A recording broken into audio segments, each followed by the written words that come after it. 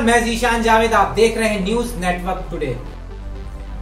Bird flu न फैले इसके लिए प्रवासी पक्षियों के सैंपल मल के लिए जा रहे हैं। साथ ही पशुपालन विभाग गाय, बकरी, मुर्गी, चारे पालने के लिए 50% अनुदान भी दे रहा है। हमने doctor Rajesh Mishra, deputy director से एक खास मुलाकात की। देखिए हमारी इस मुलाकात के प्रमुख अंश। पशुपालन विभाग बर्ड फ्लू को लेकर हुआ सतर्क, इकट्ठा किए सैंपल। साथ ही पशुपालन विभाग गाय, बकरी, मुर्गी, मुर्गा चारा लगाने के लिए दे रहा 50% का अनुदान। पशुपालन विभाग चाहता है कृषि के साथ साथ अपनी इनकम को बढ़ाए कृषक, आम आदमी। हमने deputy director doctor Rajesh Mishra से बात की। बर्ड फ्लू न फैले इसके लिए प्रवासी पक्षियों के सैंपल मल के लिए जा रहे हैं। साथ ही पशुपालन विभाग गाय, बकरी, मुर्गी, चारे पालने के लिए 50% अनुदान भी दे रहा है। हमने doctor Rajesh Mishra, deputy director से एक खास मुलाकात की। देखिए इस मुलाकात के प्रमुख अंश। पशुपालन विभाग बर्ड फ्लू को लेकर हुआ सतर्क, इकट्ठा किए सैंपल। साथ ही पशुपालन विभाग गाय, बकरी, मुर्गी, मुर्गा चारा लगाने के लिए दे रहा 50% का अनुदान। पशुपालन विभाग चाहता है कृषि के साथ साथ अपनी इनकम को बढ़ाए कृषक, आम आदमी। हमने deputy director doctor Rajesh Mishra से बात की। रीवा में तमाम तरीके की योजनाएं हैं। पशु विभाग लगातार पशुओं को लेकर काम कर रहा है। आज बात इसको लेकर, साथ ही हम बात करेंगे प्रवासी पक्षियों की। मैं शुरुआत करता हूं प्रवासी पक्षियों की। जिस तरीके से इस समय साइबेरिया से और बाहर से प्रवासी पक्षी आते हैं, तो क्या उनको लेकर किसी तरीके की सावधानी बरतते हैं आप लोग, और किस तरीके से बरतते हैं? अगर बरतते हैं तो क्या दिक्कतें होती हैं?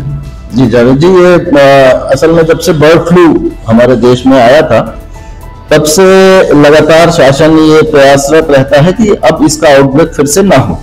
और इस प्रिकॉशनरी तौर पे हम लोग जब भी इस सीजन में माइग्रेटरी बर्ड्स आती हैं बाहर से, और ये बर्ड्स में संभावना कई बार हो सकती है क्योंकि कई देशों को क्रॉस करके आती हैं, तो ऐसा कोई स्थिति न बने भविष्य में, इसलिए उनकी बीट्स वगैरह को और प्रॉपर सर्वेलेंस में रखा जाता है और इसकी जांच की जाती रहती है नियमित रूप से, ताकि अगर कोई भी ऐसा बर्ड मिले तो हम उस क्षेत्र में, उस जगह पे बर्ड फ्लू को रोकने की कार्रवाई कर सकें। हालांकि जब फैला था 7-8 साल पहले, उसके बाद से अभी यहाँ कोई भी इस ढंग का कोई प्रकोप नहीं है, ना कोई समस्या है। ये तो हुई प्रवासी पक्षियों की बात, सावधानी बरतने की। मैं पशु विभाग में मौजूद हूं, इसलिए अपने दर्शकों तक वो चीजें भी पहुंचाऊंगा जिससे वो लाभ ले सकते हैं, अपनी जीवन को बेहतर तरीके से कर सकते हैं। क्या है ऐसी किस तरीके की योजनाएं जिस पे आप लोग काम कर रहे हैं? देखिए, कृषि को लाभ का धंधा बनाना हमारा सबका उद्देश्य है और हमारे किसान जो है वो समृद्ध हो, आत्मनिर्भर बन पाए। इसी परिकल्पना को लेकर पशुपालन विभाग की अनेक योजनाएं हैं जो कि केंद्र शासन द्वारा और राज्य शासन द्वारा चलाई जा रही हैं। अभी बहुत ही अट्रैक्टिव योजनाएं आई हैं जिसमें 50% तक की सब्सिडी है। जैसे अगर आप बकरी पालन करना चाहते हैं, 100 बकरी, 200 बकरी, 300 बकरी, 500 बकरी, मतलब 500 बकरी तक की योजना है, जिसमें कि करीब 1 करोड़ का प्रोजेक्ट है और 50 लाख उसमें सब्सिडी है।